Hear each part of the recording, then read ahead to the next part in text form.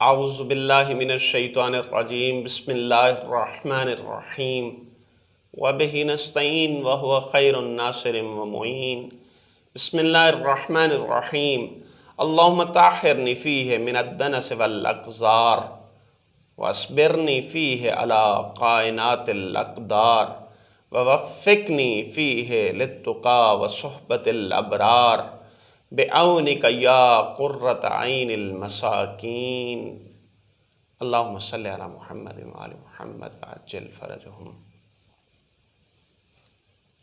سامعین محترم،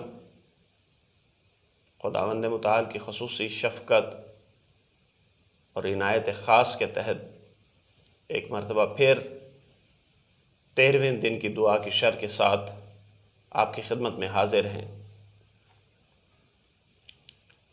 سب سے پہلے اس کا ثواب کیا ہے؟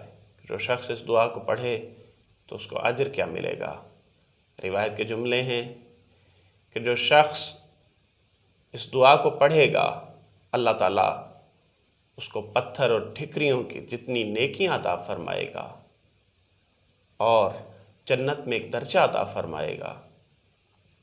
آپ خود تصور کیجئے کہ کائنات میں کتنے پتھر ہیں، کتنی ٹھکریاں ہیں۔ خداوند متعال صرف ایک مرتبہ اس دعا پڑھنے والے کو کائنات میں جتنے پتھر ہیں، جتنی ٹھکریاں ہیں، اتنا ثواب عطا فرمائے گا۔ ہم میں سے کون ہے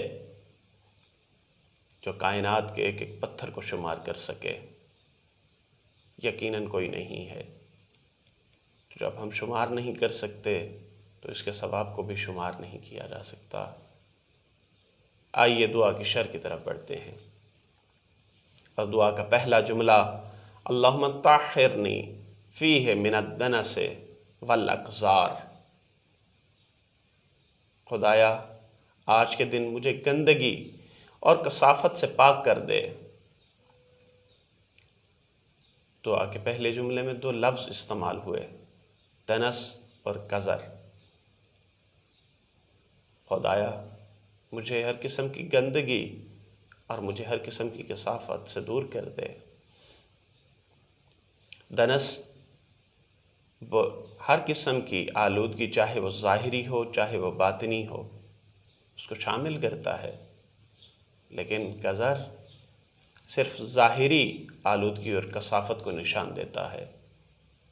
تو آج کے دن ہم دعا کر رہے ہیں، خداوند متعال ہمیں ظاہری آلودگی سے بھی بچا، ہمیں باطنی آلودگی سے بھی بچا، اور یقیناً ہم ماہ صیام میں، ماہ مبارک رمضان میں، جہاں اپنی ظاہری آلودگی سے بچنے کی کوشش کرتے ہیں، ظاہری کثافت سے بچنے کی کوشش کرتے ہیں، جہاں ہم اپنے آپ کو ظاہری طور پر پاک رکھنے کی کوشش کرتے ہیں، وہاں باطنی طور پر بھی پاک رکھنے کی کوشش کرتے ہیں، وہ اپنے باطن کو بھی تر و تازہ و تمیز رکھنے کی کوشش کرتے ہیں۔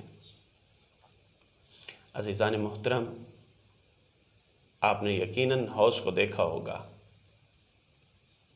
کہ حوض میں جب پانی اکٹھا ہوتا ہے اور وہ پھر اکٹھا ہو کر کچھ عرصے کے لیے کھڑا رہے تو اس میں بدبو پڑ جاتی ہے۔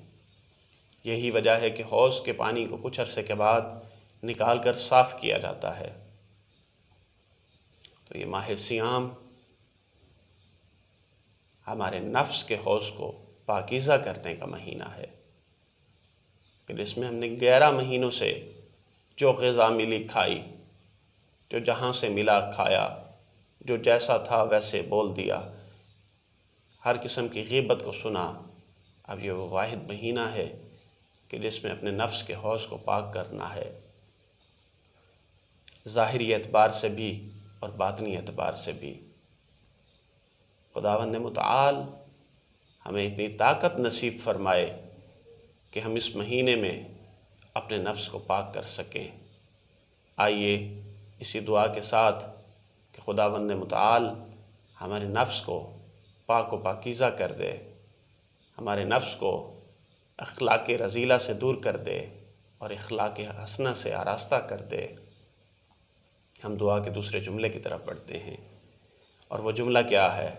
وَاصْبِرْنِي فِيهِ عَلَىٰ کائنات الاقدار، خدایا مجھے کائنات کی قضاء و قدر پر راضی فرما دے، مجھے کائنات کی قضاء و قدر پر صبر کرنے والوں میں سے شمار فرما دے۔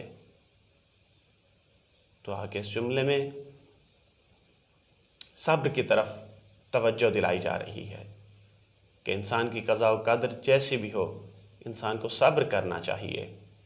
اگر ہم صبر کی تعریف کرنا چاہیں تو نفس کو اضطراب سے بچانا اور جز و فز سے بچانا صبر کہلاتا ہے۔ ہر وہ کام کہ جس سے انسان کا نفس مضطرب ہو جائے، اگر انسان وہاں پر رک جائے تو اسے صبر کہتے ہیں۔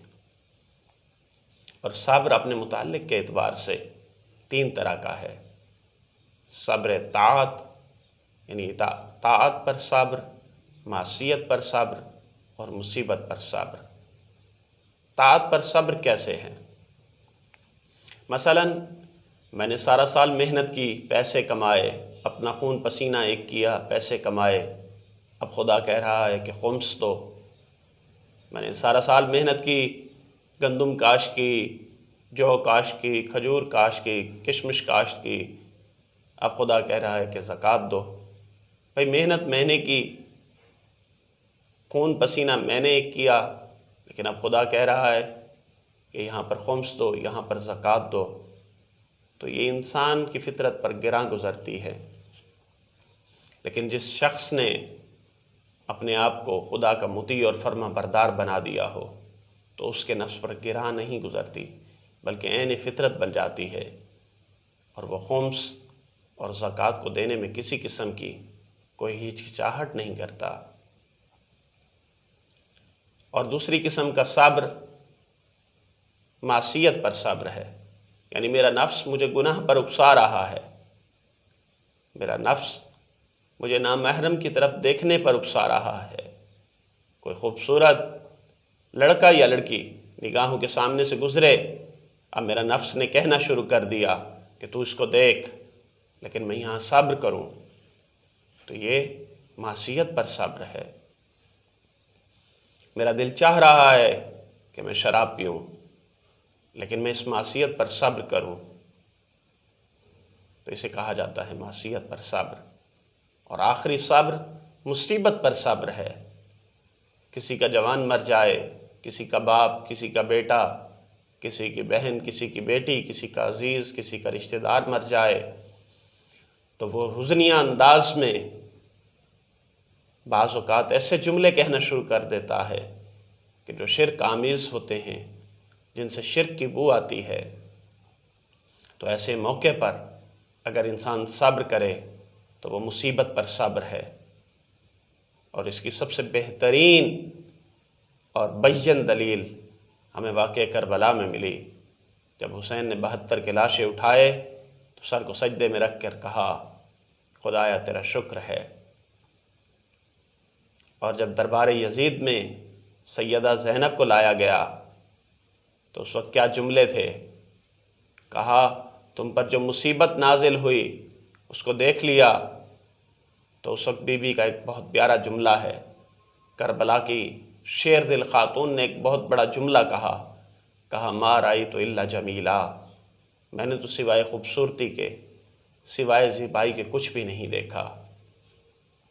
اگر میرے عزیز و اعوان مارے گئے، میرے بھائی مارے گئے، میرے بیٹے مارے گئے، تو میں نے اس میں بھی خدا کی طرف سے زیبائی دیکھی، میں نے اس میں بھی خدا کی طرف سے خوبصورتی دیکھی، میں نے خدا سے سوائے خوبصورتی کے، سوائے زیبائی کے کچھ بھی نہیں دیکھا۔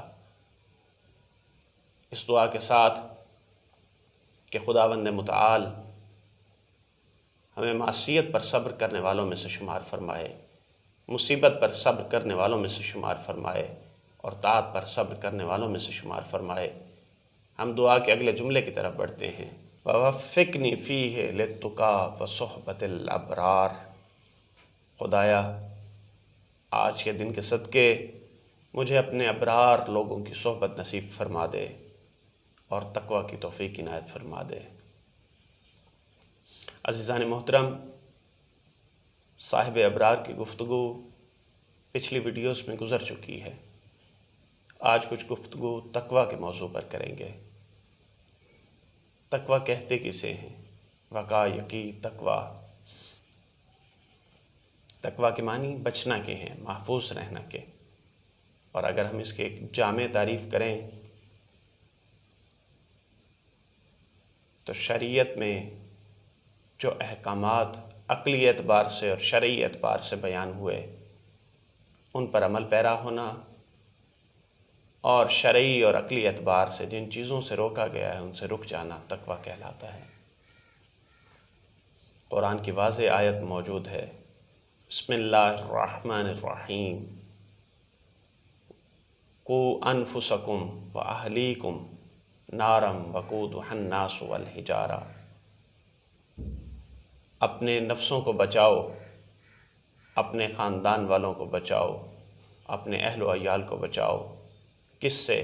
نارا، جہنم سے، اور جس کا ایندھن انسان اور پتھر ہیں۔ عزیزان محترم، علماء کرام نے تقویٰ کے 3 مراتب لکھے ہیں۔ پہلا مرتبہ اپنے عقیدے کی حفاظت کرنا، اپنے عقیدے کو بچانا۔ دوسرا مرتبہ گناہ سے اپنے آپ کو محفوظ رکھنا، مثلا شراب نوشی، غیبت، تہمت، قتل، زنا، ان سے اپنے آپ کو محفوظ رکھنا۔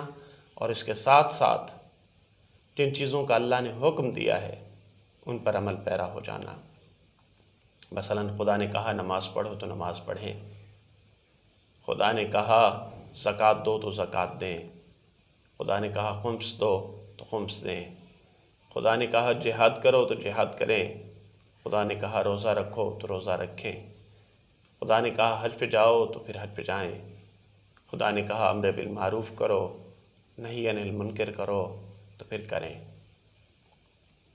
اور علماء کرام نے تیسرا اور آخری مرحلہ لکھا کہ ہر اس چیز سے بچنا کہ جو انسان کو یاد خدا سے غافل کر دے، اور یہ مرتبہ خواص کا مرتبہ ہے، یہ تقوی کا آخری مرتبہ ہے۔ عزیزان محترم، شیخ رجب علی خیاط معاصر اور عرفاء میں سے ہیں۔ ان سے کسی نے سوال کیا کہ یہ آپ کی چشم برزخی کیسے باز ہوئی؟ خدا نے آپ کو جو چشم برزخی کیسے عنایت کی؟ تو شیخ رجب علی خیاط گویا ہوئے، کہا میں 23 سال کا جوان تھا، اپنے رشتہ داروں میں ایک لڑکی مجھے پسند آ گئی، وہ بھی مجھے چاہنے لگی، میں بھی اسے چاہنے لگا، اور ایک دن اسباب فعل بد مہیا تھے، ہم خلوت میں تھے،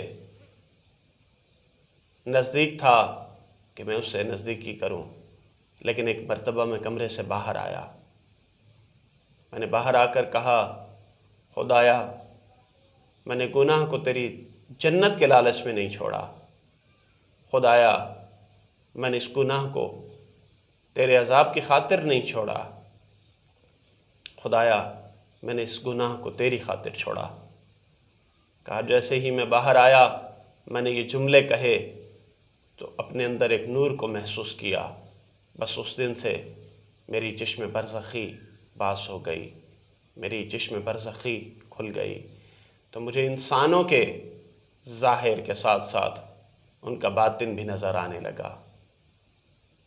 اس دعا کے ساتھ کہ خداوند متعال ہمیں بھی اسی طرح کے تقوی کی توفیق عنایت فرمائے، ہم دعا کے آخری جملے کی طرف بڑھتے ہیں، اور وہ جملہ کیا ہے؟ بعونک یا قرۃ عین المساکین، خدایا اپنی مدد کے ذریعے اے مساکین کی آنکھوں کی ٹھنڈک۔ کبھی ہم رسول اللہ کی زبان سے سنتے ہیں نماز میری آنکھوں کی ٹھنڈک ہے، کبھی ہم قرآن میں اللہ کی زبانی پڑھتے ہیں اور سنتے ہیں وَاسْتَعِینُوا بِالصَّبْرِ وَالصَّلَاةِ، مدد حاصل کرو نماز سے اور صبر سے، اور ہم یہاں پر کہہ رہے ہیں بعونک یا قرۃ عین المساکین، اپنی مدد کے ذریعے اے مساکین کی آنکھوں کی ٹھنڈک۔ یقیناً نماز کے دوران جو کیفیت حاصل ہوتی ہے اس میں انسان خدا کے قریب ہوتا ہے، یا جو رات میں اور خلوت میں کیفیت حاصل ہوتی ہے، انسان اپنے خدا کے قریب ہوتا ہے۔ اس دعا کے ساتھ کہ تو مساکین کی آنکھوں کی ٹھنڈک ہے، جن کا کوئی سہارا نہیں ان کا تو ہی سہارا ہے،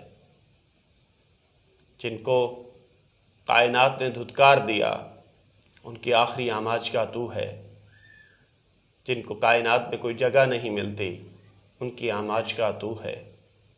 خدایا ہمارے گناہوں سے پردہ پوشی فرما۔ السلام علیکم ورحمۃ اللہ وبرکاتہ۔